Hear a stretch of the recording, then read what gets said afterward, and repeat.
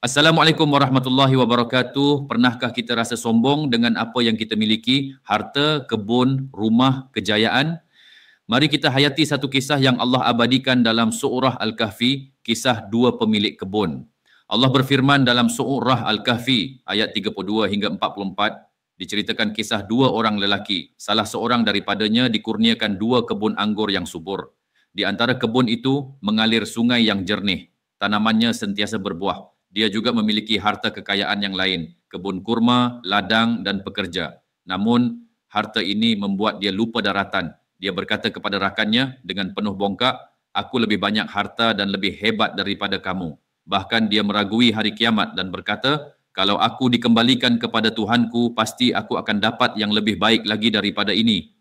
Rakannya yang lebih miskin menegur dengan lembut. Dia mengingatkan, "Mengapa kamu tidak berkata, Masya Allah, la quwata illa billah, semua ini adalah kehendak Allah. Aku walaupun miskin, mungkin lebih baik di sisi Allah." Tapi si pemilik kebun yang angkuh terus berbangga dengan hartanya.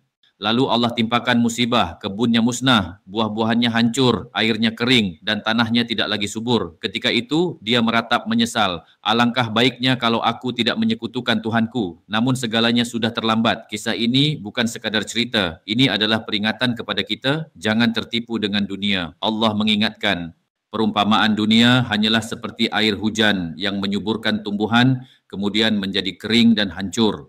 Dan Allah berfirman lagi, harta dan anak-anak itu perhiasan dunia, tetapi amal soleh yang kekal lebih baik di sisi Tuhan kamu. Surah Al-Kahfi ayat 46. Marilah kita renung, adakah kita bersyukur atau kita sedang lalai? Semoga kita tidak jadi seperti pemilik kebun yang sombong dan akhirnya rugi di dunia dan akhirat. Jom terus rapat dengan Al-Quran, cahaya hidup kita selamanya. Ingat, Al-Quran bukan untuk disimpan, tapi untuk diamalkan. Semoga kita semua termasuk dalam golongan ahli Al-Quran. Assalamualaikum.